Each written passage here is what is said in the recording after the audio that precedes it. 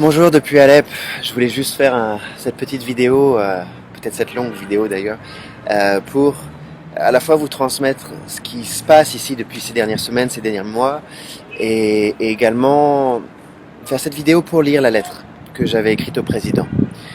Certaines personnes m'ont dit que je ferais mieux de me taire parce que c'est dangereux, parce que je parle d'un sujet qui va beaucoup déranger ceux qui aujourd'hui sont candidats à l'élection présidentielle. D'ailleurs, pour ne citer que quelques-uns, M. Macron, M. Hamon, M. Hollande ont eu mon courrier, mais je n'ai jamais eu de réponse. Je sais qu'ils l'ont lu, en tout cas, mais bon, écoutez, c'est comme ça. Si certains veulent me faire taire toujours en disant que bon voilà, c'est une patate chaude et que ce serait mieux que voilà, que je lance le sujet plus tard ou que je le lance pas du tout. Beaucoup de gens soutiennent et continuent de soutenir le travail que je fais ici et ça, je vous en remercie. C'est modeste, mais c'est une goutte d'eau parmi d'autres gouttes d'eau. Je voulais donc faire cette vidéo pour parler de la lettre, lire la lettre, vous raconter aussi ce qui se passe ici, c'est-à-dire que les combats continuent en périphérie de la ville et tout autour ici. Derrière moi, on avait l'habitude de recevoir beaucoup de roquettes, de mortiers, de bonbonnes de gaz, etc. On n'en a plus reçu depuis la libération, pas ici en tout cas. On a eu des attentats à la bombe, c'est-à-dire que les gens ont posé des bombes sur les voitures. Hier encore, ils ont piégé des poubelles, donc beaucoup de gens sont morts. Et les mines surtout. C'est le plus grand problème, c'est que tout ce qui pouvait être piégé a été piégé. Les machines à laver, les murs, les entrées de portes, les escaliers, jusqu'à piéger des jouets. Bon. Vous me direz c'est la guerre, c'est comme ça, mais on soutient ces groupes. On soutient ces groupes et aujourd'hui j'ai fait cette démarche, je veux dire, de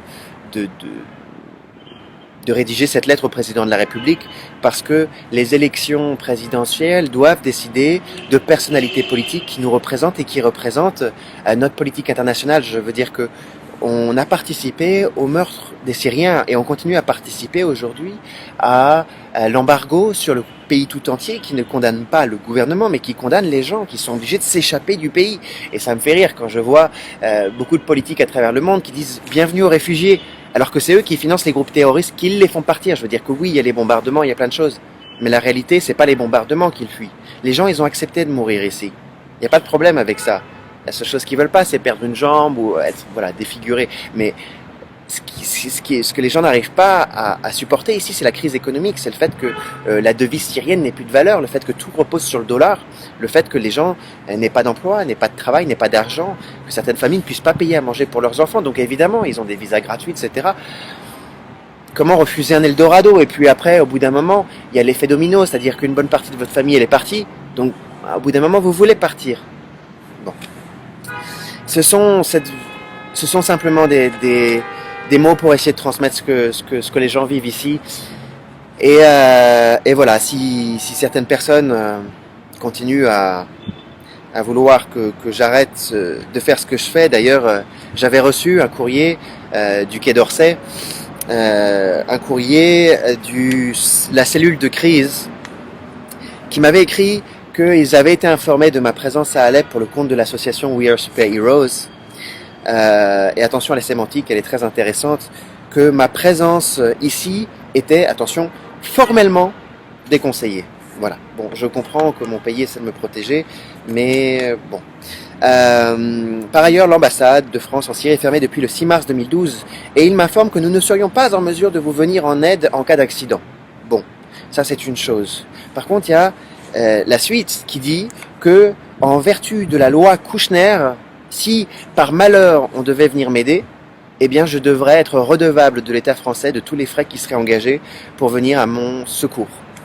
D'ailleurs, ce que l'on me dit du coup, c'est que à la suite de l'activité que je mène sur le pays ici en Syrie, ce que l'on me conseille, c'est de cesser de m'exposer dans les médias et sur Internet et de quitter immédiatement le pays pour, je cite, ne pas exposer inutilement ma vie et ma liberté. Inutilement. Alors par contre, on soutient des groupes armés ici, on soutient des associations françaises qui soutiennent uniquement des zones terroristes, qui soutiennent des groupes armés. Par contre, moi en tant que Français, eh bien malheureusement on ne pourra pas venir en aide. Si on me vient en aide, je devrais rembourser. Et en plus, ma présence est considérée comme inutile. D'ailleurs, je suis invité à cesser de m'exposer dans les médias et sur Internet. En gros, à quoi? À me la fermer? Je suis conscient de la situation de mon pays. Je veux dire que je suis pas un activiste idiot qui conteste tout ce que mon gouvernement fait. Je sais que notre pays et nos politiques, notre économie, notre situation actuelle, elle est basée sur le sang. Elle a été basée sur la guerre, elle a été basée sur la conquête, sur la construction, sur la destruction. Je sais tout ça. Malheureusement, je vis ici en Syrie. J'aide des Syriens qui vivent cette situation. Donc je me lève contre cette situation parce que cette situation, si aujourd'hui elle est profitable à notre pays, elle n'est pas profitable aux gens que j'essaie d'aider ici et au pays syrien, elle n'est pas profitable à notre propre pays puisqu'on soutient des groupes armés qui tuent déjà les citoyens français. Je voulais donc lire la lettre que j'ai écrite au président. Je suis navré pour cette vidéo qui sera longue, mais je sais que certaines personnes m'ont dit qu'elle était peut-être un petit peu longue d'1 ou 2 pages, mais j'ai souhaité la faire de 4 pages, ce qui n'est pas grand-chose pour raconter un an d'histoire, d'expérience, de témoignages. J'ai souhaité la faire un tout petit peu plus longue pour témoigner de points vraiment essentiels sur la situation ici à Alep. Voilà. Donc qui aura la patience de la lire par lui-même pourra la lire en ligne ou simplement l'écouter telle que je l'ai écrite, modestement. Je veux dire encore une fois que je n'ai pas la prétention de vous dire quoi penser, ni quoi croire, ni... Voilà. Mais c'est mon témoignage, je le fais avec les risques que ça engage. J'ai subi, depuis que je suis ici, des menaces, des attaques. Je me bats tous les jours pour aider les gens comme je peux. Et il est où, mon pays? Il est où l'État français? Il est où l'Europe qui parle d'aider les Syriens, qui parle d'aider les gens? Il n'y a pas... Bref. Depuis Alep, lettre ouverte à François Hollande, président de la République française. Monsieur le Président, je remets en question les valeurs avec lesquelles j'ai grandi, les valeurs d'un pays que j'aime, mon pays, la France. Je m'adresse à vous en tant que citoyen français arrivé sans idée préconçue en territoire syrien, vivant à Alep Ouest, redevenu Alep Est, Alep tout entière, et ce en qualité d'humanitaire politiquement neutre depuis environ 1 an. L'exercice est difficile, non seulement parce que je suis le seul Français à vivre ici à Alep, ce qui me place en ligne de mire avec un témoignage à contre-courant, mais aussi de par la difficulté de témoigner de ce que nous avons vécu ici qui défiait parfois l'horreur. Je suis témoin d'un massacre et d'une situation humanitaire catastrophique dont nous sommes les acteurs et en partie les commanditaires en soutenant le terrorisme. Je vous dédie ce message ainsi qu'à toute personne susceptible de prendre des décisions qui fassent de la paix de la population civile une priorité.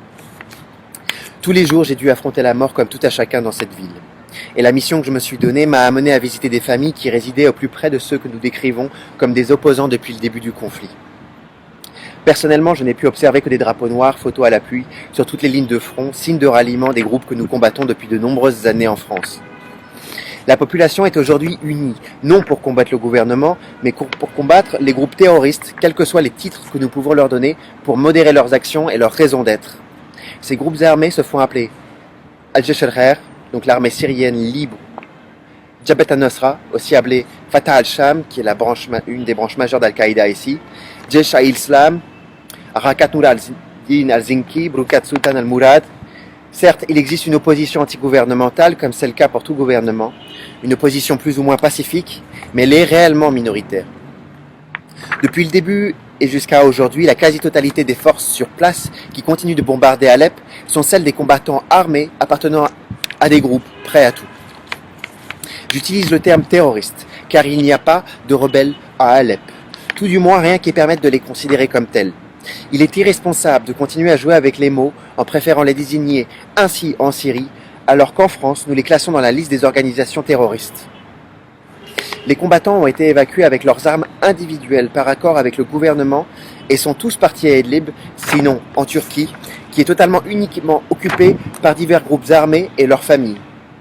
Malheureusement, nombre d'entre eux sont revenus en bordure d'Alep et ont repris les bombardements sur les civils et les attaques civiles et les attaques suicides, ici comme partout en Syrie.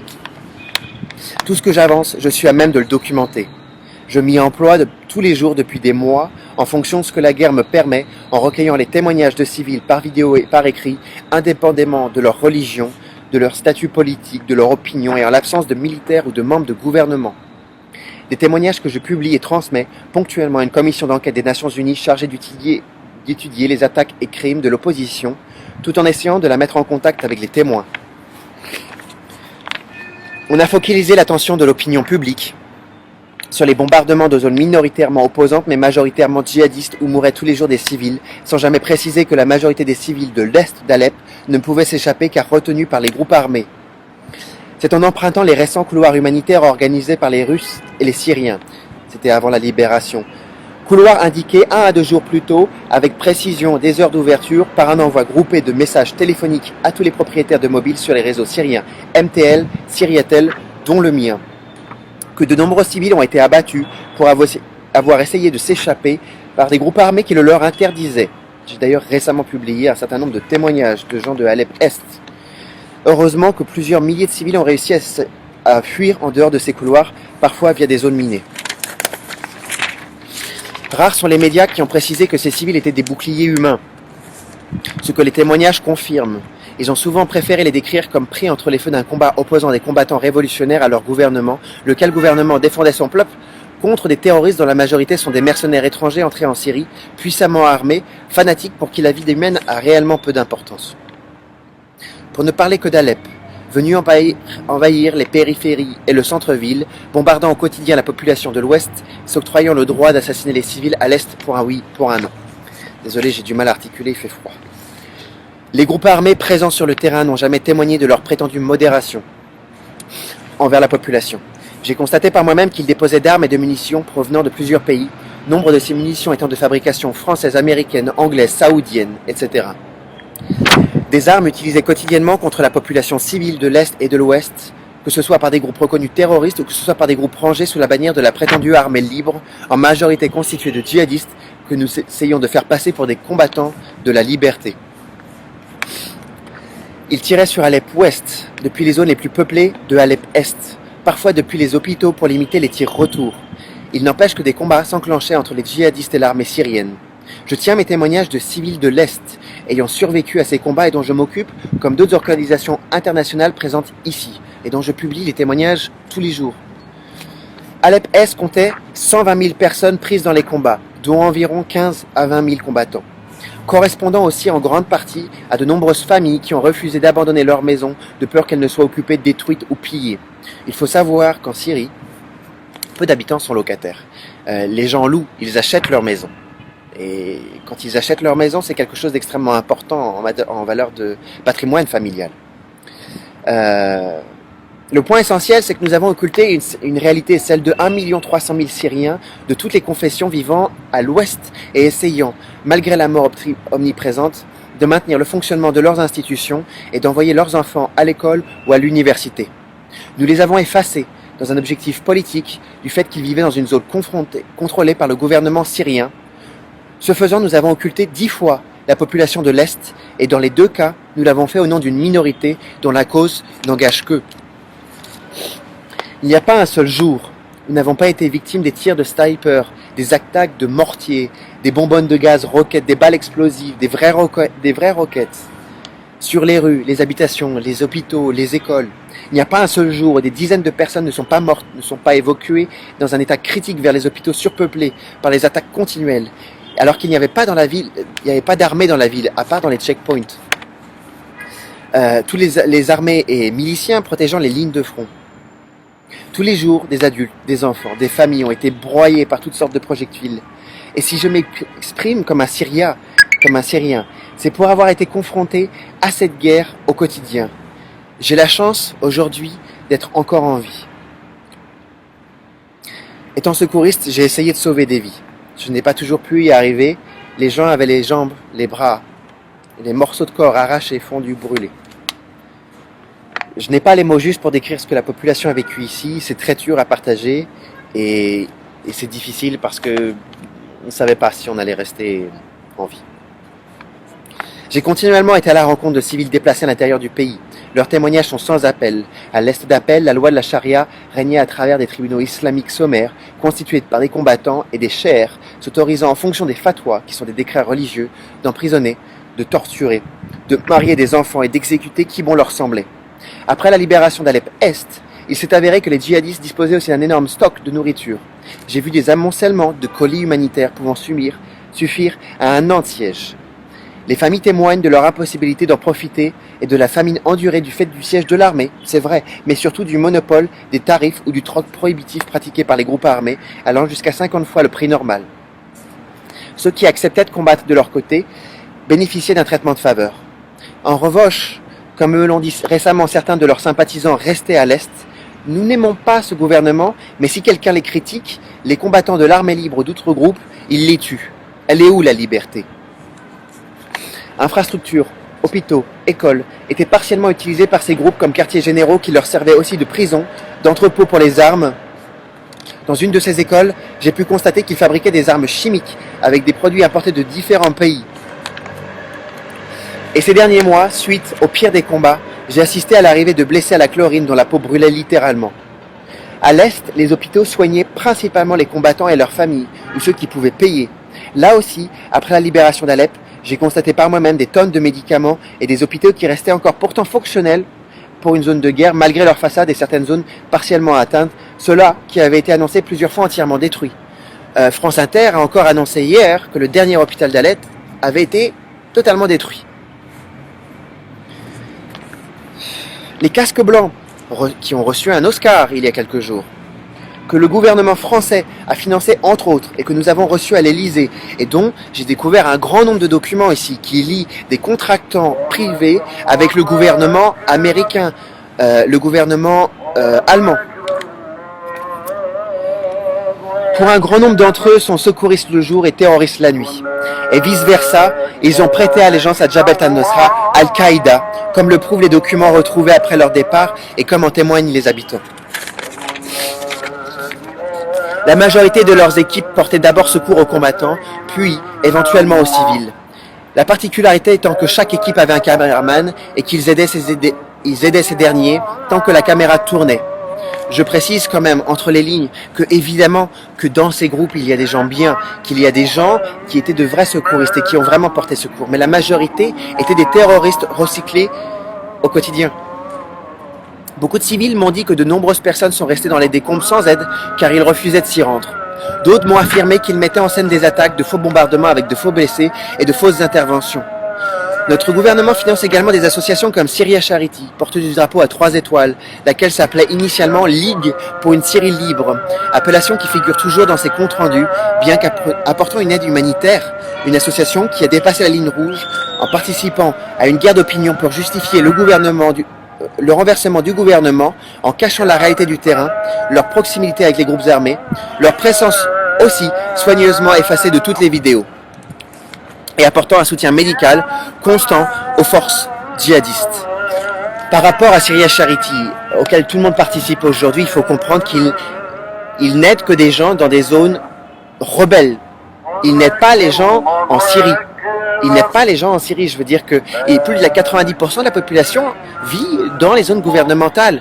Il n'aide que les gens sur des zones qui sont des zones terroristes et ont des liens qui sont vérifiables et que je peux prouver avec les organisations terroristes. C'est leur problème. Je veux dire que, mais il y a un moment, quand j'ai vu tout ce qui s'est passé jusqu'à maintenant avec Syria Charity, c'est pas possible de ne pas condamner ce qu'ils ont fait jusqu'à maintenant, même s'ils apportent une aide à des gens qui sont aussi coincés dans la guerre. Je peux pas contester ça. Ils apportent une aide, mais de nombreuses associations et organisations humanitaires françaises et internationales en zone rebelle ont fait plus de mal que de bien en instrumentalisant la souffrance de la population, en manipulant l'opinion au nom d'une cause et de donations orientées. Vous verrez rarement des vidéos qui ne sont pas des enfants en train de pleurer, blessés ou des gens morts. Elles ont aussi pris la population civile en otage, permettant à cette guerre de continuer en la légitimant de manière malhonnête, permettant au combat de perdurer, à la mort de rester un quotidien. Les gens veulent la paix. Nous avons d'ailleurs placé quelques heures le drapeau syrien à 3 étoiles à l'Elysée, le temps de recevoir le faux maire d'Alep avec les honneurs, homme qui n'est pas d'Alep, homme qui n'a jamais été élu par le peuple syrien, qui ne vient pas d'Alep, mais reconnu et élu par les leaders de groupes djihadistes, ainsi que quelques partisans et surtout groupes étrangers. Ce drapeau n'a plus de sens de la liberté en Syrie. Il faut savoir que ce drapeau était le drapeau à 3 étoiles à la fin du mandat français ici en Syrie. Il est un symbole de mort au quotidien. Il est désormais associé à l'ASL, à l'Armée libre, un conglomérat de groupes djihadistes, majoritairement djihadistes, au plus proche de Al-Qaïda qui ne prône la démocratie que devant les médias que nous soutenons. Nous ne devons surtout pas confondre le mouvement citoyen en 2011 et ceux qui se sont servis ici et partout dans le monde pour créer cette guerre. Oui, beaucoup de gens sont morts. Aucune guerre n'est juste, aucune. Je ne suis pas là pour nier ou défendre la violence extrême des bombardements sur Alep-Est pour permettre non pas sa chute, mais sa libération. C'est une réalité. Beaucoup de gens sont morts. Je veux dire qu'on ne peut pas ne pas remettre en question la manière dont les choses ont été faites. Évidemment, il y a des erreurs, il y a des fautes, il y a des crimes qui existent aussi. Mais il y a une réalité sur le terrain, je ne dirais pas qui justifie ce qui s'est passé, mais qui explique. Et il vous suffit d'écouter les témoignages des gens que je rencontre au quotidien, dont je publie des vidéos non montées, juste leurs témoignages. Et c'est eux qui parlent, c'est leur histoire, c'est eux qui le racontent. Pourtant, c'est eux qui étaient sur les bombes. Une autre réalité est que, mis à part des enfants blessés, des bombes ou des cris, nous avons effacé la présence des groupes armés, mais surtout effacé les civils, la vie. Nous les avons privés de voix, laissant les gens déduire de la situation à partir de leurs propres émotions face à une situation continuellement illustrée de manière catastrophique, utilisant le plus souvent des enfants. Comment remettre en question ce qui se passe ici, quelles que soient les preuves, les arguments proposés, quand on vous montre une situation où on vous fait croire que toute la Syrie est à feu et à sang de manière unilatérale à cause de son gouvernement. Que tout ce qui se passe ici et qui ne correspond pas à cette image est de la propagande. Que la priorité est d'imposer des no-fly zones, lesquelles, grâce à Dieu, ne sont jamais arrivées. Oui, elles auraient pérennisé le conflit, augmenté le nombre de morts et auraient permis aux terroristes de prendre Alep au lieu de la libérer de la guerre et de la mort. Les gens qui se sont échappés de l'est d'Alep ont vécu l'enfer, mais vivent leur arrivée ici comme une libération pour la majorité d'entre eux. Non une déportation, puisque la plupart sont retournés chez eux maintenant. Personne n'a souligné que près de 85% des civils qui étaient à Alep-Est sont venus se réfugier librement du côté de Ouest Alep, côté gouvernemental, c'est-à-dire la partie qui les bombardait, alors que des bus étaient affrétés pour Idlib, emmenant combattants et civils volontaires librement hors des zones gouvernementales. C'est une réalité, les gens ils sont venus ici.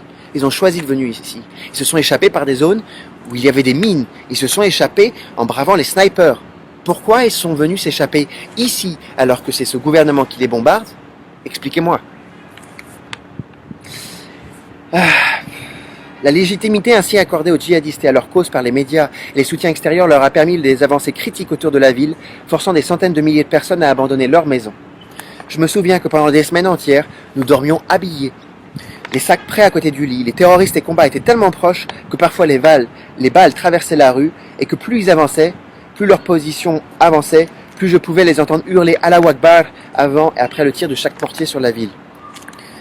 Quels que soient les pays où ils ont été utilisés, les vidéos et contenus créés par les djihadistes et partisans, parfois montés de toutes pièces, ont été diffusés en prime time par nos médias. J'ai récemment illustré ce fameux Ismaël par le quotidien qui fait partie, sinon qui est très proche du groupe de Noureddin al-Zinki et de Jeshilrer, et qui porte un fusil sniper et qui apparaît à côté de ceux qui ont coupé la tête du jeune Palestinien ici. J'ai publié les photos, ce qui n'a pas plu au quotidien. Instrumentaliser la mort et la souffrance des gens vivant au milieu des combats, l'amour et la compassion de ceux qui regardaient ces images. Comme les terroristes, nous avons vendu tellement de peur que personne ne s'est rendu compte que ces contenus avaient une visée et étaient créés en conséquence, sans jamais donner une voix aux civils concernés, Sinon à des partisans ou à des combattants, je précise que les civils pouvaient difficilement s'offrir du pain, alors une caméra et surtout un réseau Internet 3G, c'était le bout du monde, coûtant l'équivalent de 5 kilos de viande, même beaucoup plus parfois, pour certains quartiers. À défaut d'avoir le nombre de combattants pour détruire le gouvernement, nous avons complété notre impact sur le conflit en jouant sur les sentiments pour influencer l'opinion publique et son consentement tacite dans ce conflit. Du côté ouest, documenté en temps réel, la situation n'a jamais été un réflexe pour quiconque car c'était trop dangereux. Je l'ai fait. Au quotidien, je l'ai fait même depuis ce toit où c'était difficile, c'était dangereux, mais c'était la seule manière pour moi, quand je vous parle de la guerre, quand je vous parle de ce que vivent les gens, de ce que l'on vit tous les jours, de vous montrer la guerre. Il faut que je vous montre la guerre pour que vous compreniez. Sinon, ça n'a pas de sens. Faire un live Facebook ou publier un reportage montrant les lieux des attaques leur permettait de préciser, réajuster leurs tirs et de viser les zones denses. dans un double discours et sur leur propre chaîne de télévision ici en Syrie, l'armée syrienne libre, d'un côté, parlait de soi-disant venir libérer la population, et d'un autre côté, ils présentaient ces attaques comme des punitions, nous, infidèles, vivant du côté de Bachar al-Assad. Dernière page, je vous rassure. Cette chaîne de télévision est accessible par n'importe qui ici. Je me souviens encore, à l'époque, quand je suis arrivé en Syrie, ils appelaient à l'unité de tous les groupes djihadistes sous l'armée libre. Tous les groupes djihadistes. Et ça, sur la chaîne officielle de l'armée libre. Ils appelaient même à l'unité avec Daesh. Ils ont réussi à le faire récemment, grâce au cessez-le-feu, grâce au pourparlers avec Genève et Astana. Qu'est-ce qui va arriver par la suite, je ne sais pas. À la libération, les reportages des Russes, comme les témoignages des Syriens sous l'occupation des groupes armés, ont été immédiatement qualifiés de propagande, de sorte à décrédibiliser tout ce qui pourrait émerger de la Syrie elle-même, de ceux qui vivent ou sont sur le terrain. Cette année passée a été réellement celle de la désinformation. Un combat pour la liberté du peuple syrien. Nous utilisons ce mot fourre-tout sans jamais l'avoir argumenté ni justifié. Et c'est faux. La liberté, elle est là. Quelle liberté? Quel peuple syrien? Détruire le gouvernement, étouffer le pays sous les sanctions pourrait y apporter quoi? Notre bon savoir-faire démocratique? Les Français ont-ils posé la question de savoir quel serait le programme de l'après? Non. La liberté, point. Facile, le programme politique et social de ces groupes terroristes est en opposition avec la liberté, la démocratie, nos valeurs ou celles de la majorité des pays du monde. C'est au nom de nos intérêts, non au nom de notre liberté et de leur liberté, que nous instrumentalisons ces groupes qui appellent à la création d'un État islamique, d'un califat en Syrie. Ne demandez pas ce qu'ils comptent offrir au peuple syrien, demandez-leur ce qu'ils comptent leur prendre, leur enlever, leur imposer. Tous les civils que je rencontre au quotidien refusent d'imaginer cette opinion un seul instant, cette option un seul instant. Ceux qui l'ont vécu essayent de l'oublier. Monsieur le Président, nous avons, comme de nombreux pays, une très grande responsabilité dans cette guerre que nous avons essayé de porter à son terme, terme sous-entendant le renversement du gouvernement syrien à tout prix. Ces dernières années, nous avons, aux côtés de nombreux pays, participé à la destruction de la Syrie, un pays en grande partie francophone et dont le peuple aime la France. Nombreux sont ceux qui parlent français. Croyez-moi, j'enseigne à l'école. J'ai presque 150 gamins tous les jours au-delà de mes projets. Et une grande majorité d'entre eux, plus de 50%, parlent français et aiment la France. Et ils sont capables de différencier les actions du gouvernement et les Français.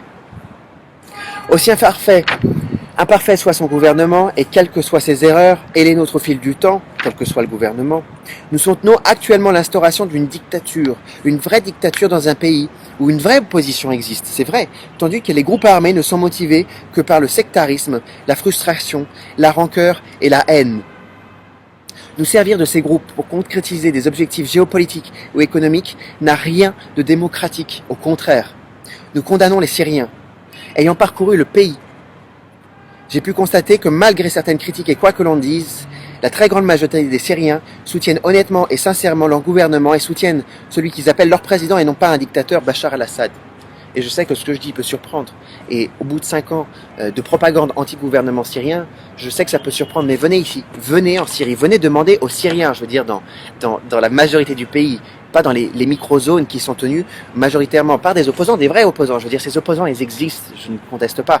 Il y a des opposants pacifiques, mais la très grande majorité sont des opposants armés et pas des opposants pour la liberté, mais des opposants djihadistes. Je conçois ce message comme un devoir. Je suis humanitaire et j'ai créé ma propre association non politique, non religieuse, que j'autofinance jusqu'ici. Et j'ai fait ça dans de très nombreux pays jusque-là. J'ai pas fait ça qu'en Syrie. Je suis pas arrivé ici comme une fleur pour défendre le gouvernement syrien. Je suis venu ici pour aider les gens. Je vis en zone de guerre et j'en paye le prix. J'ai pris les risques nécessaires pour aider modestement les civils. Transmettre la réalité ici me vaut les attaques de médias mainstream, qui m'ont d'ailleurs désigné comme une cible, auprès de groupes terroristes, du groupe rebelle, ce qui est un crime. Je veux dire, je suis un citoyen français et je vis ici. C'est me mettre en danger. J'ai reçu des menaces. Enfin bref. Des attaques de médias mainstream et de leurs partisans qui essayent de me faire taire, allant jusqu'à me désigner comme une cible. Je prends plus de risques encore en prenant la responsabilité d'écrire cette lettre, dont je saisis le poids et la responsabilité pour dénoncer une situation que j'ai observée tous les jours en poussant plus loin mon investigation. Je n'ai rien à gagner ni aucun intérêt personnel. Et ça, c'est une vraie réalité. Je prends ces risques depuis de nombreux mois, depuis plus d'1 an maintenant, pour combattre le terrorisme en transmettant la vérité. La réalité de ce que vivent les Syriens ici, de ce qu'ils témoignent en dénonçant les groupes terroristes et la manipulation médiatique arrachant tous les jours la vie des gens. J'aurais pu mourir, je suis en vie ici, aujourd'hui. Et croyez-moi, Et les gens qui vivent ici veulent la paix, ils veulent vivre. Et je considère que cette lettre est importante. Et je considère que c'est important qu'aujourd'hui, vous donniez une réponse à l'action que nous allons mener sur le territoire syrien par la suite. Vous, Monsieur le Président, et surtout les candidats à l'élection présidentielle qui, jusqu'à maintenant, ont fait la sourde oreille. Demandons au peuple syrien ce qu'il souhaite pour son pays, au lieu de parler en son nom. C'est aussi un principe de démocratie. Arrêtons de lui voler sa voix, ses libertés, son présent, son futur. C'est le peuple syrien qui doit décider de son avenir et non à nous de décider pour eux. C'est une forme de dictature encore plus terrible que notre illégitime ingérence jusque-là. La démocratie, elle commence par soi-même. Au-delà de notre responsabilité à l'égard des Syriens, il serait d'ailleurs temps de consulter le peuple français sur sa volonté d'implication dans ce conflit, vu le danger que ça représente pour leur sécurité présente et future. J'appelle ma France, le pays que j'aime et dans lequel j'ai grandi, à cesser de condamner la population par intérim et d'encourager les groupes terroristes qui frappent déjà nos familles, nos enfants, nos citoyens, et quels que soient les intérêts économiques et géopolitiques en jeu pour le bien de notre pays. Nous ne pouvons pas prendre le parti ni soutenir des groupes armés qui mènent une révolution pour retourner à l'âge de l'obscurantisme. Monsieur le Président, à qui de droit ou de cœur, je lance un appel et je conjure la France, dont les valeurs avec lesquelles j'ai grandi me poussent à persévérer dans mon action quotidienne ici, de lever les sanctions, de cesser de participer à ces sanctions contre la Syrie, qui pénalise avant tout la population et non le gouvernement, de trouver des solutions diplomatiques alternatives à cette guerre en faveur de la population, de la paix, autant pour le peuple syrien que pour le peuple français, qui risque de subir le retour de flamme de nos engagements en faveur de groupes qui sèment la terreur et dont les ambitions sont clairement internationales et non seulement locales ici en Syrie. Nos citoyens français qui sont morts cette dernière année en France appartiennent au même groupe qui tue les gens ici. Et nous les soutenons ici.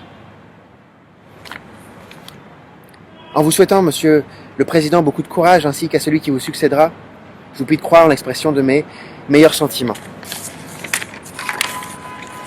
J'ai écrit cette lettre pour transmettre un message. Peut-être qu'elle n'aura pas d'impact, peut-être que personne ne l'écoutera, peut-être que tout le monde s'en fiche, je sais pas.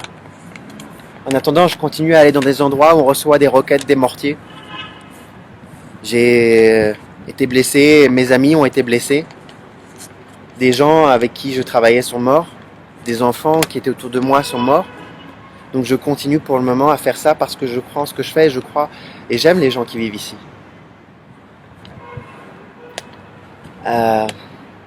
Cette guerre n'a plus aucun sens.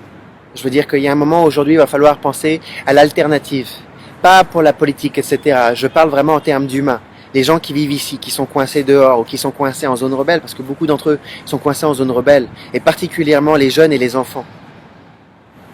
Il faut trouver un moyen aujourd'hui, des solutions alternatives, pour que la paix soit notre priorité.